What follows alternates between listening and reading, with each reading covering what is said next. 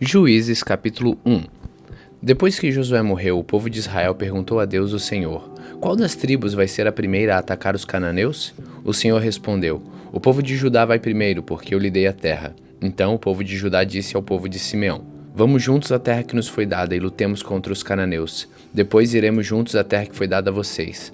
Assim as tribos de Simeão e de Judá foram guerrear juntas, e o Senhor lhes deu a vitória sobre os cananeus e os perizeus, e eles mataram 10.000 homens em Bezeque.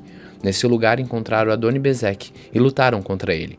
Eles derrotaram os cananeus e os perizeus. Adoni-Bezeque fugiu, mas eles o perseguiram e o prenderam, e cortaram os polegares das suas mãos e os dedões dos seus pés. Então Adoni-Bezeque disse: eu mandei cortar os polegares das mãos e os dedões dos pés de 70 reis, e eles apanhavam migalhas debaixo da minha mesa.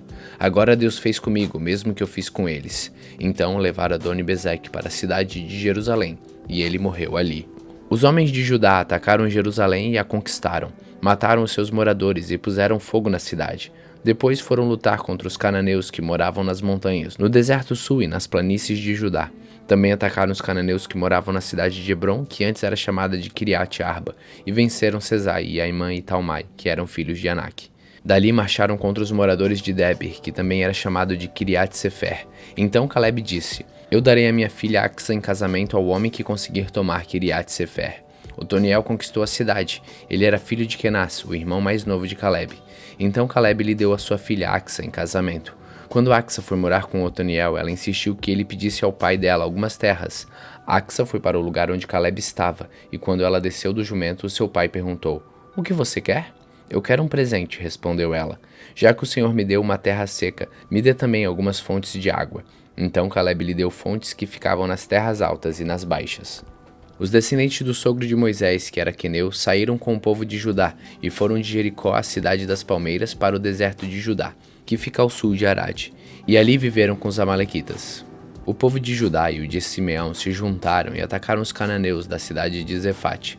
Em nome de Deus, eles destruíram completamente a cidade e mudaram seu nome para Orma. Eles não tomaram Gaza, Asquelon e Ecrom e os seus territórios vizinhos. O Senhor Deus ajudou o povo de Judá, e eles conquistaram a região das montanhas, mas não puderam expulsar os moradores do litoral, porque estes tinham carros de ferro. Como Moisés havia mandado, a cidade de Hebrom foi dada a Caleb, e ele pôs para fora dali os 3 filhos de Anak. Mas o povo da tribo de Benjamim não expulsou os jebuseus que moravam na cidade de Jerusalém, e os jebuseus dali vivem com o povo de Benjamim até hoje. O povo das tribos de José, isto é, Efraim e Manassés, também saiu. Eles atacaram a cidade de Betel, que antigamente era chamada de Luz, e o Senhor os ajudou, e eles mandaram espiões à cidade. Estes viram um homem que ia saindo e lhe disseram: como podemos entrar na cidade? Diga, e não mataremos você. Então ele mostrou a entrada. Eles entraram e mataram todos os moradores da cidade, menos aquele homem e toda a sua família. Então ele foi para a terra dos heteus, construiu ali uma cidade e lhe deu o nome de Luz, e esse é o seu nome até hoje. A tribo de Manassés não expulsou o povo que morava nas cidades de Bet-San, Taanak, Dor, Iblão, Meguido e os seus povoados. Os cananeus continuaram a viver nelas. Quando os israelitas ficaram mais fortes, obrigaram os cananeus a trabalhar para eles, mas não expulsaram todos. A tribo de Efraim não expulsou os cananeus que moravam na cidade de Gezer, e assim os cananeus ficaram vivendo ali com eles. A tribo de Zebulon não expulsou o povo que vivia nas cidades de Quitron e Naolol. Os cananeus viveram com eles, mas eram obrigados a trabalhar para eles. A tribo de Azer não expulsou o povo que vivia nas cidades de Aco, Sidom, Alabe, Axiba, Elba, Afeca e Reob. O povo de Azer viveu com os cananeus que moravam ali, pois eles não tinham sido expulsos. A tribo de Naphtali não expulsou o povo que morava nas cidades de Bet-Semes e Bet-Anat. Os cananeus viveram com o povo de Naphtali, mas eram obrigados a trabalhar para eles. Os amorreus forçaram a tribo de Dan a se retirar para as montanhas e não os deixavam descer ao vale. Os amorreus ficaram vivendo nas montanhas de Eres, em Aijalon e em Salabim, mas o povo da tribo de José os dominou e os forçou a trabalhar para eles. As terras dos amorreus começavam na subida do Escorpião e em Sela e iam na direção norte. Juízes capítulo 2. O anjo do Senhor foi de Gigal a Boquim e disse aos israelitas: eu tirei vocês da terra do Egito e os trouxe à terra que havia prometido aos seus pais. Eu disse: nunca quebrei a aliança que fiz com vocês. Não faço nenhum acordo com os moradores desta terra. Pelo contrário, derrubem os altares deles. Mas vocês não fizeram o que eu disse. Em vez disso, vejam o que fizeram. Agora eu digo que não tirarei este povo do caminho de vocês. Eles serão seus inimigos, e os deuses deles vão ser tentações para vocês. Quando o anjo terminou de falar, todo o povo de Israel começou a chorar. Por isso aquele lugar é chamado de Boquim, e ali eles ofereceram sacrifícios a Deus, o Senhor. Josué mandou embora todo o povo de Israel, e cada homem foi tomar conta do seu pedaço de terra. O povo de Israel serviu a Deus, o Senhor, enquanto Josué viveu. Depois que ele morreu, eles ainda continuaram a servir o Senhor enquanto viveram os líderes que tinham visto tudo que o Senhor havia feito por Israel. Josué, filho de Num, servo do Senhor, morreu com a idade de 110 anos. Ele foi sepultado no seu próprio pedaço de terra, em Timate-Heres, na região montanhosa de Efraim, ao norte do Monte Gaás. Todas as pessoas daquela geração também morreram, e os seus filhos esqueceram o Senhor e as coisas que ele havia feito pelo povo de Israel. Então o povo de Israel pecou contra Deus, o Senhor, adorando os deuses dos cananeus. Eles deixaram de adorar o Senhor, o Deus dos seus antepassados, que os havia tirado do Egito. Começaram a seguir outros deuses, os deuses dos povos que viviam ao seu redor. Eles adoraram seus deuses e assim fizeram o Senhor ficar muito irado. Abandonaram a Deus, o Senhor, e adoraram a Baal e a Astarote. O Senhor ficou muito irado com o povo de Israel e deixou que eles fossem atacados e roubados por povos vizinhos. Ele entregou os israelitas nas mãos dos inimigos que viviam ao redor, e por isso eles não puderam mais resistir. Sempre que saíam para lutar, o Senhor ficava contra eles, como tinha dito. Assim, eles ficaram numa situação muito difícil. Então, o Senhor Deus deu ao povo de Israel líderes fortes, chamados juízes, que os salvaram dos que os atacavam e roubavam. Mas eles não deram atenção a esses líderes e continuaram a desprezar a Deus e adorar outros deuses. Os pais deles haviam obedecido aos mandamentos do Senhor, mas eles não obedeceram. O Senhor lhes dava um líder e o ajudava. Enquanto esse líder vivia, o Senhor salvava o povo dos seus inimigos. Ele tinha pena dos israelitas porque eles sofriam na escravidão. Mas quando o líder morria, eles voltavam a viver como antes e se tornavam ainda piores do que os seus pais. Iam atrás de outros deuses e os serviam e adoravam. Teimavam em continuar nos seus maus caminhos. Por isso o Senhor Deus ficou muito irado com o povo de Israel e disse: Esta nação quebrou a aliança que eu mandei que os seus antepassados guardassem. E porque eles não me têm obedecido, não expulsarei mais desta terra nenhuma nação que Josué deixou quando morreu. Assim vereis se os israelitas seguirão fielmente aos meus caminhos, como os seus antepassados seguiram. Assim o Senhor não expulsou logo da terra as nações que ele não tinha entregado a Josué, mas deixou que ficassem ali.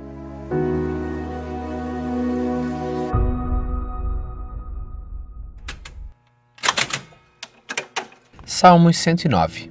Eu te louvo, ó Deus, não fiques assim silencioso. Os maus e os mentirosos falam contra mim e me caluniam. Eles dizem coisas terríveis a meu respeito e me atacam sem motivo nenhum. Eles me acusam, embora eu os ame e tenha orado por eles. Eles pagam o bem com o mal e o amor com o ódio. Ó Deus, escolhe um juiz corrupto para julgar o meu inimigo, e que o seu acusador seja um dos seus inimigos. Quando for julgado, que ele seja condenado, que até a sua oração seja considerada como pecado, que o meu inimigo morra logo, e que outra pessoa faça o trabalho que ele fazia. Que os seus filhos fiquem órfãos e que a sua mulher fique viúva, que os seus filhos fiquem sem lar e sejam mendigos, que sejam expulsos das casas em ruínas onde moram. Que tudo que o meu inimigo tem seja tomado como pagamento das suas dívidas, e que estranhos fiquem com o que ele conseguiu com o seu esforço, que ninguém seja bom para ele, e que não haja quem cuide dos seus filhos órfãos, que todos seus descendentes morram logo, e que o seu nome seja esquecido em pouco tempo, e que o Senhor Deus nunca esqueça dos pecados da sua mãe, e sempre lembre da maldade dos seus antepassados, que o Senhor lembre sempre dos pecados deles, porém que eles mesmos sejam completamente esquecidos. Pois se esse homem nunca pensou em fazer o bem, mas perseguiu e matou o pobre, o necessitado e o desamparado, ele gostava de amaldiçoar, que a maldição caia sobre ele. Ele não gostava de abençoar, que ninguém o abençoe. Para ele era tão fácil amaldiçoar como se vestir, que as suas maldições entrem nele como água e cheguem até os seus ossos como azeite. Que as maldições nunca o larguem, que seja como a roupa que cobre, como o cinto que ele usa. Ó Senhor Deus, paga assim aos meus inimigos e aos que falam mal de mim. Mas quanto a mim, ó Senhor meu Deus, ajuda-me como prometeste e livra-me, pois és bom e amoroso. Eu sou pobre, necessitado, estou ferido no fundo do coração. Vou me acabando como a sombra do anoitecer. Sou levado pelo vento, como se eu fosse um inseto. De tanto eu jejuar, os meus joelhos tremem e o meu corpo é pele e osso. Quando os outros me veem, caçoam de mim e zombando balançam a cabeça. Ajuda-me, ó Senhor meu Deus. Salva-me por causa do amor que tens por mim. Que os meus inimigos fiquem sabendo que és tu que me salvas. Eles podem me amaldiçoar, mas tu me abençoarás. Que os meus perseguidores sejam derrotados e que eu, que sou teu servo, fique alegre. Que sobre os meus inimigos caia a desgraça e que a humilhação os cubra como roupa. Em voz alta darei graças a Deus, o Senhor, e eu o louvarei na reunião do povo, porque ele defende o pobre para salvá-lo daqueles que o condenam à morte.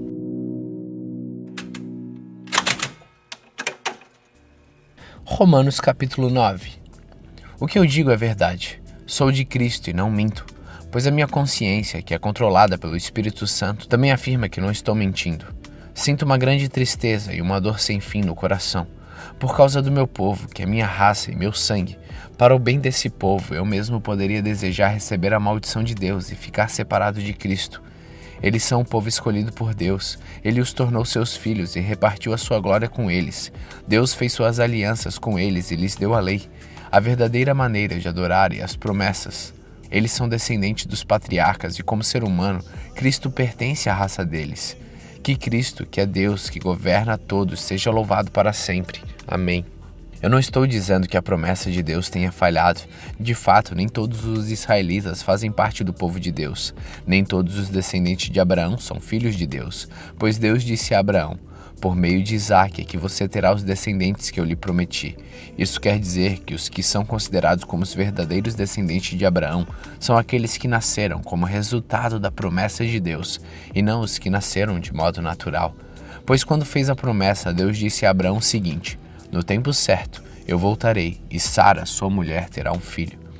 E mais ainda, os dois filhos de Rebeca tinham o mesmo pai, o nosso antepassado Isaque. Mas para que a escolha de um deles fosse completamente de acordo com o plano de Deus, o próprio Deus disse a Rebeca: o mais velho será dominado pelo mais novo. Disse isso antes de que eles nascerem e antes de fazerem qualquer coisa, boa ou má. Assim ficou confirmado que é de acordo com o seu plano que Deus escolhe aquele que ele quer chamar, sem levar em conta o que eles tenham feito. Como dizem as Escrituras Sagradas: eu escolhi Jacó, mas rejeitei Esaú. O que vamos dizer então? Que Deus é injusto? De modo nenhum. Pois ele disse a Moisés: terei misericórdia de quem eu quiser e terei pena de quem eu desejar. Portanto, tudo isso depende não dos que as pessoas querem ou fazem, mas somente da misericórdia de Deus. Porque, como está escrito nas Escrituras Sagradas, Deus disse a Faraó: foi para isto mesmo que eu pus você como rei, para mostrar o meu poder e fazer com que o meu nome seja conhecido no mundo inteiro. Portanto, Deus tem misericórdia de quem Ele quer e endurece o coração de quem Ele quer. Alguns de vocês vão me dizer: se é assim, como é que Deus pode encontrar culpa nas pessoas? Quem pode ir contra a vontade de Deus? Mas quem é você, meu amigo, para discutir com Deus? Será que um pote de barro pode perguntar a quem o fez: por que você me fez assim? Pois um homem que faz o pote tem o direito de usar o barro como quer. Do mesmo barro, ele pode fazer dois potes, um pote para uso especial e outro para uso comum. E foi isso que Deus fez. Ele quis mostrar a sua ira e tornar bem conhecido o seu poder. Assim suportou com muita paciência os que mereciam castigo, que iam ser destruídos. Ele quis também mostrar como é grande a sua glória, que ele derramou sobre nós, que somos aqueles de quem ele teve pena, e a quem ele já havia preparado para receberem a sua glória. Pois nós somos aqueles que Deus chamou, não somente os que são judeus, mas também os não-judeus. Isso é o que ele diz no livro de Oséias: aqueles que não eram meu povo, eu chamarei de meu povo. A nação que eu não amava, chamarei de minha amada. E no mesmo lugar onde foi dito: vocês não são meu povo, ali eles serão chamados de os filhos do Deus vivo. E Isaías disse a respeito de Israel: mesmo que o povo de Israel seja tão numeroso como os grãos da areia da praia do mar, somente alguns deles serão salvos, pois o Senhor julgará logo, e de uma vez, o mundo inteiro. Como o próprio Isaías tinha dito antes: se o Senhor Todo-Poderoso não nos tivesse deixado alguns descendentes, seríamos agora como a cidade de Sodoma, estaríamos destruídos como Gomorra. O que vamos dizer então? Vamos dizer isto: os não-judeus que não procuravam ser aceitos por Deus foram aceitos por meio da fé.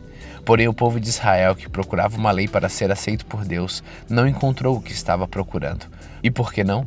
Porque eles procuravam alcançar isso por meio das suas ações e não por meio da fé. Eles tropeçaram na pedra de tropeço, como dizem as Escrituras Sagradas. Vejam, estou colocando em Sião uma pedra que eles vão tropeçar, a rocha que vai fazê-los cair, mas quem crer nela não ficará desiludido. Romanos capítulo 10. Meus irmãos, desejo de todo o coração que o meu próprio povo seja salvo, e peço a Deus em favor deles, porque sou testemunha de que eles são muito dedicados a Deus. Mas a dedicação deles não está baseada no verdadeiro conhecimento, pois eles não conhecem a maneira como Deus aceita as pessoas, e assim têm procurado conseguir isso com a sua própria maneira. Eles rejeitaram o modo de Deus aceitar as pessoas, porque com Cristo a lei chegou ao fim, e assim os que creem é que são aceitos por Deus. Pois o que Moisés escreveu a respeito de as pessoas serem aceitas por Deus pela obediência à lei foi isto: viverá aquele que fizer o que a lei manda. Porém, quanto a ser aceito por Deus por meio da fé, Moisés diz o seguinte: não fiquem pensando assim, quem vai subir até o céu? Isto é, para trazer Cristo do céu. Nem perguntem quem descerá ao mundo lá de baixo? Isto é, para fazer com que Cristo suba do mundo dos mortos. O que Moisés diz é isto: a mensagem de Deus está perto de você, nos seus lábios e no seu coração. Isto é, a mensagem da fé que anunciamos. Se você disser com a sua boca, Jesus é o Senhor, e no seu coração crer que Deus ressuscitou Jesus, você será salvo. Porque nós cremos com o coração e somos aceitos por Deus, falamos com a boca e assim somos salvos. Porque as Escrituras Sagradas dizem: quem crer nele não ficará desiludido. Isso vale para todos, pois não existe nenhuma diferença entre judeus e não judeus. Deus é o mesmo Senhor de todos e abençoa generosamente todos aqueles que pedem a sua ajuda. Como dizem as Escrituras Sagradas, todos os que pedirem a ajuda do Senhor serão salvos. Mas como é que as pessoas irão pedir se não creem nele? E como poderão crer se não ouvirem a mensagem? E como poderão ouvir se a mensagem não for anunciada? E como é que a mensagem será anunciada se não forem enviados mensageiros? E as Escrituras Sagradas dizem: como é bonito ver os mensageiros trazendo as boas notícias. Mas nem todos aceitam a boa notícia do Evangelho. Foi Isaías quem disse: Senhor, quem creu na nossa mensagem? Portanto, a fé vem pelo ouvir a mensagem, e a mensagem vem pelo meio da pregação a respeito de Cristo. Mas eu pergunto, será que eles não ouviram a mensagem? É claro que ouviram, como dizem as Escrituras. A voz dele se espalhou pelo mundo inteiro. As suas palavras alcançaram toda a terra. Eu pergunto ainda, será que o povo de Israel não soube disso? Moisés foi o primeiro a dar uma resposta. Ele disse: eu farei com que vocês fiquem com ciúmes de um povo que não é uma nação. Farei com que fiquem com raiva de uma nação de gente sem juízo. E Isaías foi mais corajoso ao anunciar o que Deus disse: eu fui achado por aqueles que não me procuravam, e apareci aos que não perguntavam por mim. Mas a respeito de Israel, Deus disse: o dia inteiro eu abri os braços, pronto para receber um povo desobediente e rebelde.